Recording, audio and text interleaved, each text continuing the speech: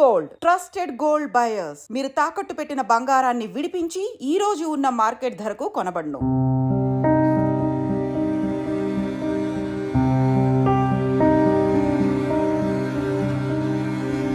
విశాఖలో వరుస ఘటనలు చూస్తే ఏమైపోయింది విశాఖకు అని భయమేస్తోంది.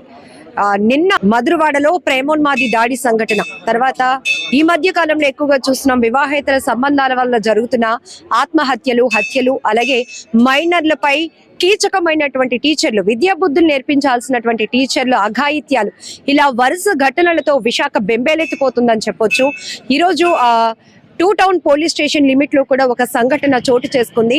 ఇదేంటంటే చాలా బాధాకరమైన విషయం. భార్యాభర్తల మధ్య చిన్నపాటి తగాదాలు వచ్చిన నేపథ్యంలో భర్త ఆమెపై చేయి చేసుకున్న క్రమంలో ఆమె అనుకోకుండా కరెంట్ పోల్ కి తగిలి తనకి బలమైన గాయమైంది. తర్వాత ట్రీట్మెంట్ తీసుకుంటూ ఆమె చనిపోయింది. ఇద్దరు కూడా డాన్సర్స్ గా తెలుస్తోంది. అయితే వీళ్ళిద్దరికి ఇద్దరు పిల్లలు కూడా ఉన్నారు. ఇప్పుడు ఆ ఉద్దేశపూర్వకంగా భార్యను చంపాలనే ఇక్కడ ఆ భర్తకి ఎలాంటి ఆలోచన లేదు. కేవలం అనుకోకుండా జరిగినటువంటి ప్రమాదంలో భార్య డాన్సర్ రమాదేవి ప్రాణాలు కోల్పోయింది. కాబట్టి ఇప్పుడు అతన్ని అయితే పోలీసులు అదుపులోనికి తీసుకున్నారు. బట్ ఇప్పుడు విశాఖలో ఉన్న డాన్సర్స్ అసోసియేషన్ అంతా కూడా కేజీహెచ్ మార్చురీ దగ్గరకు వచ్చి మీడియా ద్వారా పోలీసులకు న్యాయస్థానానికి ఒక విన్నపం చేయాలనుకుంటున్నారు. ఎందుకంటే భార్యాభర్తల మధ్య చిన్న చిన్న పొరపాట్లు, తగాదాలు అనేవి జనరల్ గానే జరుగుతుంటాయి. ఈ క్రమంలో జరిగినటువంటి తోపులాటలో జరిగిన ప్రమాదంలో ఆమె మృతి చెందింది. కాబట్టి ఇద్దరు పిల్లల్ని దృష్టిలో పెట్టుకొని ఆ తండ్రికి శిక్ష నుంచి తప్పించాలి అనేది ఇప్పుడు ఈ డాన్సర్స్ అసోసియేషన్ మొత్తం డాన్సర్స్ అంతా కూడా ముక్త కంఠంతో కోరుతున్నటువంటి పరిస్థితి.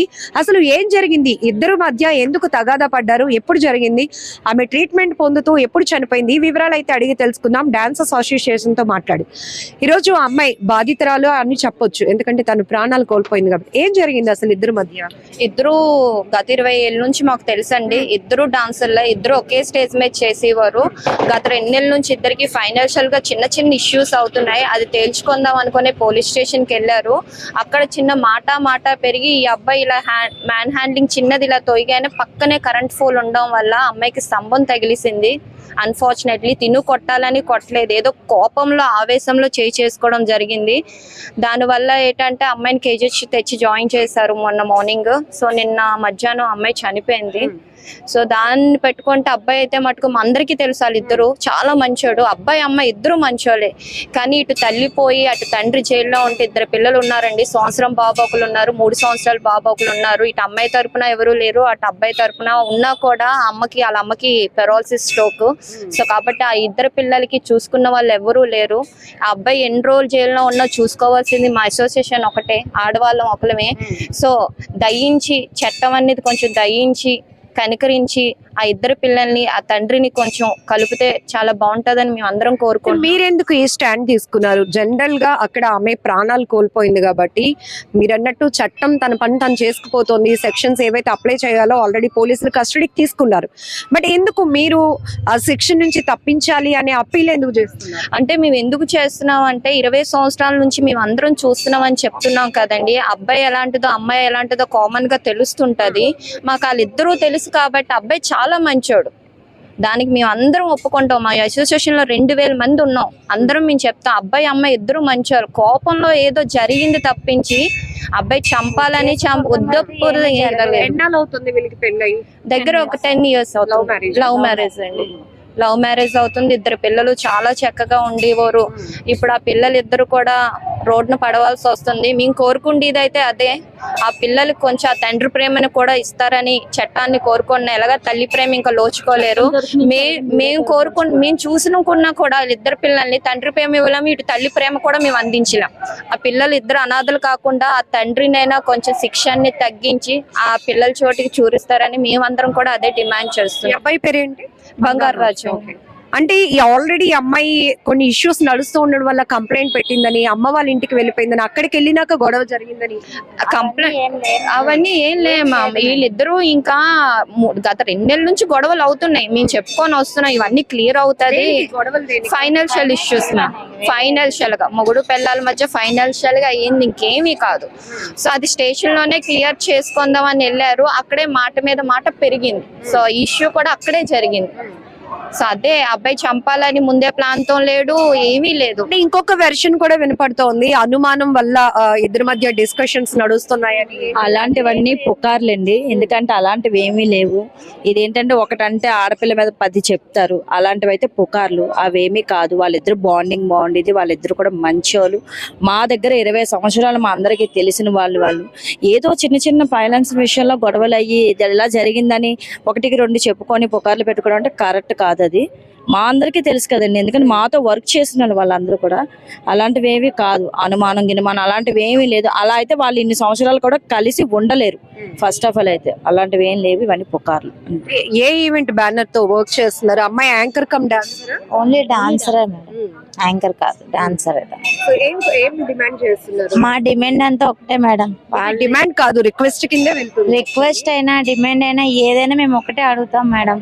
పిల్లలు ఇద్దరు, తండ్రి లేకపోతే ఇంకెవరు లేనట్టే. మేమందరం ఎంతైనా ఫైనాన్షియల్ గా సపోర్ట్ చేయగలం, కానీ తండ్రి ప్రేమ, తల్లి అది మేము ఇవ్వలేము. మేము కోరుకున్నది అది ఒకటే మేడం. మేము మొత్తంగా తీసేయండి మా తమ్ముడిని మాకు, అదే మా అబ్బాయిని మాకు ఇచ్చేయని మేము అడగం. కాకపోతే ఒక 1 year పడేది ఒక 6 months తగ్గించి ఎంత తొందరగా వీలైతే అంత తొందరగా పిల్లలకి తండ్రిని దగ్గర చేస్తారని మేము అడుగుతున్నాం. ఇంకేం లేదు మేడం, అంతే.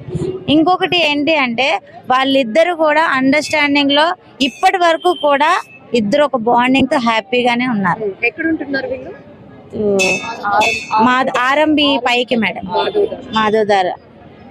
సో ఇది డాన్సర్స్ అసోసియేషన్ నుంచి వీళ్ళు న్యాయస్థానానికి, పోలీసులకు ఒక రిక్వెస్ట్ చేస్తున్నారు. భార్యాభర్తల మధ్య చిన్న చిన్న తగాదాలు అనేవి కామన్, ఇద్దరి మధ్య ఫైనాన్షియల్ ఇష్యూస్ నడుస్తున్నాయి. దానివల్ల కొంత గ్యాప్ మెయింటైన్ అవుతోంది. చిన్న చిన్న గొడవలు జరుగుతున్న క్రమంలోనే తను ఆ అమ్మాయిని తోయటంతో వెనకాతలు ఉన్నటువంటి కరెంటు పోల్ కి అమ్మాయి తగలటంతో బలమైన గాయమై ట్రీట్మెంట్ తీసుకుంటూ తను చనిపోయింది. ఇక్కడ ఉద్దేశపూర్వకంగా తనని చంపాలి అనేది బంగారాజు ఉద్దేశం కాదు. ఇద్దరు ఇష్టపడి ప్రేమ పెళ్లి చేసుకున్నారు, ఇద్దరు డాన్సర్సే. ఈవెంట్ లో మేము కూడా దాదాపు విశాఖ జిల్లా పరిధిలో 2000 మంది డాన్సర్స్ ఉన్నాం. మేమంతా ఎప్పటికప్పుడు వాళ్ళని అబ్జర్వ్ చేస్తూ ఉంటాం, చాలా హ్యాపీగా ఉంటారు. ఇద్దరు చాలా చిన్న పిల్లలు కాబట్టి ఇక్కడ తల్లిని కోల్పోయారు ఆ ఇద్దరు పిల్లలు. ఇప్పుడు తండ్రి కూడా చెయ్యలేని, అంటే ఉద్దేశపూర్వకంగా చేయలేనటువంటి తప్పుకి పెద్ద శిక్ష పడితే పిల్లలు కూడా అనాథలైపోతారు. కాబట్టి ఒకవేళ అక్కడ శిక్ష ఏదైనా అమలైనా దాని యొక్క ఇంటెన్సిటీ తగ్గించి, శిక్షాకాలం తగ్గించి పిల్లలకి ఒక తండ్రి ప్రేమను అందించాలనేదే మేము డాన్సర్స్ గా ముక్త కంఠంతో అందరం ఐక్యంగా కోరుతున్నాం. ఎందుకంటే ఇది కేవలం అప్పీల్ మాత్రమే అని చెప్తున్నారు. చట్టాన్ని ఎవరు అతీతులు కాదు, ఎవరు తప్పించలేరు. కాకపోతే ఇక్కడ ఇద్దరు పిల్లల్ని దృష్టిలో పెట్టుకొని మానవతా కోణంలో ఇక్కడ ఆలోచన చేసి అతనికి శిక్షణ తగ్గించి పిల్లలకి తండ్రి ప్రేమను దగ్గర చేయాలి అని డాన్సర్స్ అంతా కోరుతున్నారు. వీళ్ళందరూ ఇంకొక మాట కూడా చెప్తున్నారు, ఒకవేళ మాలో ఈ యూనిటీ ఉంది, ఎవరైనా ఫైనాన్షియల్ గా స్ట్రగుల్ పడితే వాళ్ళకి మేము ఏదైనా ఫైనాన్షియల్ గా హెల్ప్ చేయగలుగుతాం, కానీ ఆ ప్రేమనైతే పిల్లలకి మేము ఇవ్వలేం. కాబట్టి ఇదొకటే మా నుంచి మేము సపోర్ట్ తీసుకొని పోలీసుని, న్యాయస్థానాన్ని రిక్వెస్ట్ అడుగుతున్నామని కూడా వీళ్ళంతా చెప్తున్నారు. కెమెరా పర్సన్ శేఖర్ తో లక్ష్మి, ఐ డ్రీమ్ వైజాగ్.